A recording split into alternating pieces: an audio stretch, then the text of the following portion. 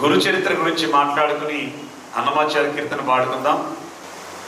ఎందుకంటే గురు పౌర్ణమి మహోత్సవాలు ఉన్నాం కనుక ఇది తెలుసుకుందాం. మనకి గురువు ఎలా ఉండాలో తెలుసు. గురువు ఎలా ఉండాలో నిర్ణయించేది కూడా మనమే. ఆయన 20 సంవత్సరాలు, 30 సంవత్సరాలు, 40 సంవత్సరాలు, 50 సంవత్సరాలు సాధన చేసి మన దగ్గరకు వచ్చి, అరే నాయన నీకు ఇది చెప్పాలి అనుకుంటున్నానంటే ముందు నువ్వు నాకు నచ్చినట్లుగా ఉండు అనే స్థాయిలో ఉన్నాం మనం. గురువు ఎలా ఉండాలో, గురువు ఏ డ్రెస్ వేసుకోవాలో, గురువు ఎలా కూర్చోవాలో, గురువు ఏం తినాలో అన్నీ మనమే నిర్ణయిస్తాం. ఎప్పుడైనా ఏదైనా క్వశ్చన్ అడిగినప్పుడు తర్వాత చూద్దాంలే అని వెళ్ళిపోతే బొంగమూత కూడా పెట్టుకునేది మనమే. కానీ ఆ గురువుల్లో 2 రకాల గురువులు చూశాను నేను. అడిగినప్పుడు సమాధానం చెప్పే గురువు ఒకడు, ఒరే నేను చెప్పింది వినకుండా మళ్ళీ వచ్చి ప్రశ్నలు వేస్తావు నేను లెంపకాయ కొట్టిన గురువు ఒకడు. అలా ఎన్నో లెంపకాయలు తిన్నాను నేను పత్రిజీ గారి ద్వారా. ఆ లెంపకాయలు ఇక్కడికి వచ్చేసరికి ఏమైందంటే ప్రేమ అయింది నాకు. గురువు ఎలా ఉండాలో తెలుసుకోవాలని అనుకుంటాం, కానీ శిష్యుడు ఎలా ఉండాలో చెప్పేదే గురు చరిత్ర. ఆ స్టోరీ తెలుసుకుందాం మనం.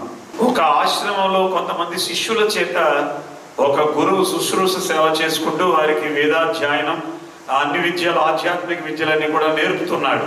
ఆ గురువు చాలా మంచి గురువు, శిష్యులు కూడా చాలా మంచి వాళ్ళే. చాలా అద్భుతంగా అక్కడ సేవ జరుగుతోంది. ఒక రోజు రాత్రి పిలిచి, అరే నాయనలారా మీరందరూ తక్షణమే ఈ ఆశ్రమం విడిచిపెట్టి బయటికి పోండి అంటాడు. వెంటనే ఆ శిష్యులందరూ లోపలికి వెళ్ళి వాళ్ళకు ఉన్నటువంటి ఆ కమండలాలు, జపమాలాలు అన్ని తీసుకుని, ఎందుకంటే గురువు ఒక మాట చెప్తే దానికి ఎదురు చెప్పేవారు కాదు, అన్ని తీసుకుని వెళ్ళిపోయారు. వెంటనే అర్ధరాత్రి గురువు గారు నిద్రపోతుండగా అని ఒక ఏడుపు వినపడుతోంది. ఆశ్రమంలో ఎవరు లేరు. ఎక్కడి నుంచి ఏడుపు వినపడుతుందా అని గురువు గారు ఆశ్రమం బయటకు వచ్చి చూశారు. ఆ ఆశ్రమం వెలుపల ఒక శిష్యుడు నిలబడి ఏడుస్తున్నాడు. ఆ శిష్యుడి దగ్గరికి వెళ్ళాడు. ఏమైనా నువ్వు వెళ్ళలేదా అన్నాడు. ఎక్కడికి వెళ్ళాలో అర్థం అవట్లేదు గురువు గారు అన్నాడు. ఎందుకంటే తన 5వ ఏట తల్లిదండ్రులు తీసుకొచ్చి ఆ గురువు గారికి అప్పచెప్పి, అరే నాయన ఈ గురు సేవ చేసుకుని నీ జీవితాన్ని ధన్యం చేసుకొని తల్లిదండ్రులు వదిలేసి వెళ్ళిపోయారు 5వ ఏట. ఈ 30 సంవత్సరాల నుంచి గురువు తప్ప ఎవరో తెలియదు, కానీ గురువు గారు అప్పుడప్పుడు నారాయణ నారాయణ అండం తెలుసు, కానీ ఆ నారాయణుడు కూడా ఎవరో తెలియదు, గురువు తప్ప. ఆ శిష్యుడు అంటున్నాడు, మీరు అర్జెంటుగా మమ్మల్ని బయటికి పోమన్నారు, బయటకు వచ్చేసాం, కానీ ఎందుకు వెళ్ళిపోమన్నారు? మేము ఏమైనా తప్పు చేశామా అర్థం అవట్లేదు, అందుకు ఏడుస్తున్నాను అన్నాడు. ఆ గురువు చిరునవ్వు నవ్వి, అరే నాయన మీరు ఏ తప్పు చేయలేదు, మీరు ఉత్తమమైనటువంటి శిష్యులు అన్నాడు. మరి ఎందుకు వెళ్ళిపోమన్నారు మమ్మల్ని అని అడిగాడు. నేను గత జన్మలో ఆవగింజంత కర్మ చేసి ఉన్నాను. ఆ కర్మ ఈ చివరి జన్మకి ఆటంకం అవుతోంది నాకు. ఆ కర్మని వదిలించుకుందామని ఉంది నాకు కొద్ది రోజులు. మీరు ఆ టైంలో ఉండలేరు, ఎందుకంటే ఆ కర్మని వదిలించుకోవాలంటే దానికంటే పెద్ద కర్మని తీసుకోవాలి.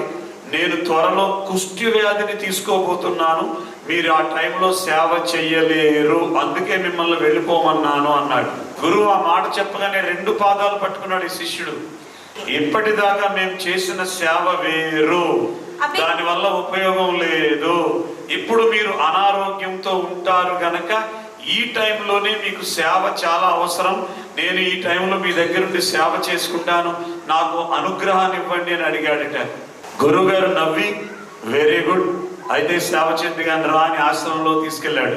తెల్లవారింది, వారిద్దరూ ప్రయాణమై నడుస్తున్నారు త్రివేణి సంగమం దగ్గరికి చేరారు.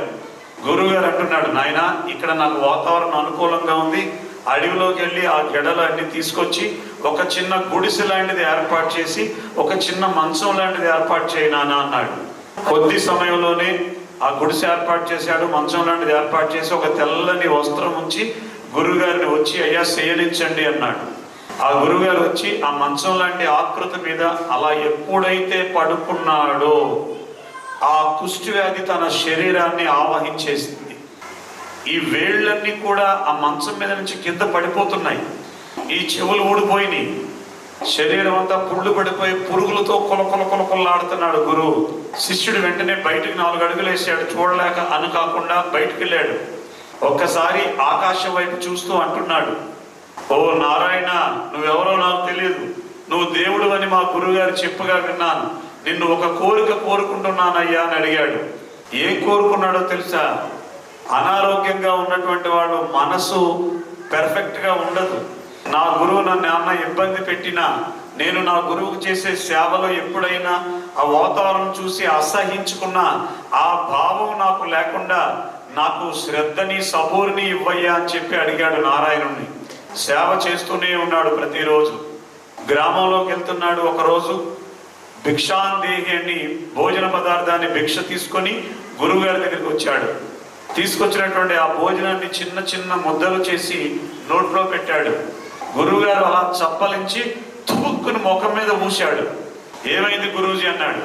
ఎరా, నన్ను చల్లగా ఉన్నాయి పెట్టి నన్ను చంపేద్దాం అనుకుంటున్నావా అంటున్నాడు గురువుగారు. ఓహో, గురువుగారు వేడిగా పెట్టాలన్నమాట అని మళ్ళీ గ్రామంలోకి వెళ్ళాడు. స్వయం పాకాన్ని భిక్ష తీసుకున్నాడు. స్వయం పాకం అంటే రియలిటిక్ మెటీరియల్స్ అన్ని స్వయం పాకం, అవన్నీ తీసుకొచ్చి వంట చేసి భోజనం రెడీ అయిన తర్వాత అది మళ్ళీ వేడిగా ఉన్నాయా, బాగా వేడిగా ఉన్నాయని చెక్ చేసుకుని గోరువెచ్చగా ఉన్నటువంటి ఒక ముద్ద తీసి గురువుగారు నోట్లో పెట్టాడు. గురువుగారు మళ్ళీ చప్పలించి ఒక్కు నూశాడు ముఖం మీద. ఈసారి ఏమైంది గురువుగారు అన్నాడు. ఎరా, వేడిగా ఉన్నాయి పెట్టి చంపేద్దాం అనుకుంటున్నావా అన్నాడు. అంటే చల్లగా ఉన్నాయి పెట్టినా తిడుతున్నాడు, వేడిగా ఉన్నాయి పెట్టినా తిడుతున్నాడు, ముందున్న తిడుతున్నాడు, ముందు కనపడకపోయినా తిడుతున్నాడు. నరకం చూపిస్తున్నాడు శిష్యుడికి ఆ గురువు గారు. అయినా బెదరలేదు. అలా సేవ చేశాడు.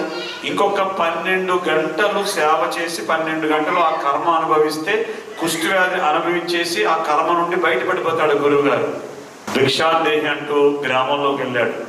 చివరి రోజు భవతి భిక్షాందేహి అని తిరుగుతున్నాడు గ్రామంలో. వెనకాల నుంచి ఒక శబ్దం వినపడింది, నాయనా. వెనక్కి తిరిగి చూశాడు. చతుర్భుజాలతో కాంతి పుంజంలా వెలిగిపోతున్నాడు శ్రీమన్నారాయణుడు. ఇలా ఆశీర్వదిస్తూ కనిపించాడు. నాయనా అన్నాడు. స్వామి మీరెవ్వరు అన్నాడు. అరే, మీ గురువు గారు నారాయణ నారాయణ అని దేవుడు అంటాడు కదా, ఆ నారాయణుని నేనే అన్నాడు. శిష్యుడు అంటున్నాడు, ఏం కావాలి అని. అప్పుడు నారాయణ అన్నాడు, నాయన నేను ఇచ్చేవాడిని కానీ పుచ్చుకునేవాడిని కాదు అన్నాడు. అవునా స్వామి, ఇంతకీ ఏం కావాలి అన్నాడు. ఏమీ లేదురా, నువ్వు నీ గురువుకు చేసిన సేవకు నేను మెచ్చుకొని నీకు ఏదైనా వరం ఇద్దామని వచ్చాను, ఏం వరం కావాలో కోరుకో అన్నాడు. అయితే మీరు ఇక్కడే నిలబడండి నారాయణ అన్నాడు. పరుగు పెట్టాడు శిష్యుడు. ఎక్కడికి పరుగు పెట్టాడు? ఆశ్రమానికి పరుగు పెట్టాడు, గురువు గారి దగ్గరికి. గురువు గారి శిష్యుని చూసి, ఏరా అప్పుడే వచ్చేసావు, భిక్ష ఏదిరా అని అడిగాడు. ఏమీ లేదు స్వామి, మీరు నారాయణ అని దేవుడు అంటాడు కదా, ఆయన వచ్చి ఆ సెంటర్లో నిలబడ్డాడు, నన్ను ఏదైనా వరం కోరుకోమన్నాడు, ఏం వరం కోరుకోవాలో మిమ్మల్ని అడిగి కోరుకుందామని వచ్చాను స్వామి అన్నాడు. గురువుగారు చమత్కారంగా అడిగాడు. నేను చెప్తానులే, అసలు నువ్వు ఏం కోరుకుందాం అనుకున్నావు నాకు చెప్పరా అన్నాడు. అప్పుడు అంటున్నాడు శిష్యుడు, స్వామి మీరు ఇంత నరకయాత్ర అనుభవిస్తున్నారు, ఇంత అవసరమా, కొంచెం తగ్గిస్తే బాగుండును నారాయణ అని అడుగుదాం అనుకున్నాను కానీ అడగలేదు సుమి అన్నాడు. మంచం మీద నుంచి ఒక్క తన్ను తన్నాడు గురువుగారు. ఆశ్రమంలోంచి బయటపడ్డాడు. ఏడుస్తూ అడుగుతున్నాడు, ఏమి స్వామి అని. ఏరా, నేను ఇంకొక 12 గంటలు ఈ కర్మ అనుభవిస్తే బయటపడిపోతాను, చివరి జన్మ అవుతుంది కదా, ఈ లోపల నాకు తగ్గిపోవాలని కోరుకుంటే నేను ఇంకొక జన్మకి కారణం అవ్వాలా? ఏడుస్తూ సెంటర్లోకి వెళ్ళాడు. నారాయణ చక్రం తిప్పుకుంటూ ఎదురు చూస్తూ, నాయన ఏం వరం కావాలి అని అడిగాడు. ఒకే ఒక్క వరం కావాలి నారాయణ అన్నాడు. అడుగు నాయన, ఏది అడిగినా ఇస్తాను నేను అన్నాడు. ఒకే ఒక్క వరం, మీరు నా జీవితంలో మరెప్పుడు కనపడొద్దు అన్నాడు. ఏమి నాయన అన్నాడు. ఈ భూమండలం మీద భగవంతుణ్ణి చూపించేది గురువు ఒక్కడే, కానీ ఆ భగవంతుడు గురువును చూపించలేడు. గురువు నాకు ఈ జన్మలో దొరికి సేవ చేసుకుంటుంటే మీరు ఏదో వరం ఇస్తా అన్నారు కదా అని ఆ పిచ్చ కోరికతో వెళ్ళి లేనిపోయింది చెప్పాను. ఆయన తన్ను తన్నాడు. మళ్ళీ ఎప్పటి వరకు ఆయన బ్రతిమలాడుకుంటేనే కానీ నాకు ఆ వరం దొరకదు. గురు సేవ లేనటువంటి మీ వరాలు నాకు అవసరం లేదు అన్నాడు నారాయణుడితో. అప్పుడు ఆ నారాయణుడు విశ్వరూపం చూపిస్తూ, ఓ పక్క పరమేశ్వరుడు, మరొక పక్క బ్రహ్మ, మరో పక్క 3 దేవతలు అందరూ పూలాభిషేకం చేశారు ఈ శిష్యుడికి. ప్రతి దేవతా దేవిలో కూడా తన గురువే కనపడ్డాడు చిరునవ్వు నవ్వుతూ. ఇది శిష్యుడు ఎలా ఉండాలో చెప్పినటువంటి గొప్ప విషయం అని చెప్పి గురు చరిత్రలో ఎక్కిరాల భరద్వాజ గారు అందించారు. అటువంటి గురువు ఎవ్వరికో కానీ దొరకడు. పత్రి మహారాజ్, సదానంద యోగీశ్వరులు, వీళ్ళందరూ ఆ కోవకు చెందినటువంటి మహాగురువులు. అందరికీ నమస్కారం. మీరు వీక్షిస్తున్నటువంటి ఈ ఆధ్యాత్మిక ప్రాపంచిక వీడియోల్ని సబ్స్క్రైబ్ చేసుకోండి. మీ స్నేహితులతో సబ్స్క్రైబ్ చేయించండి. ధన్యవాదాలు.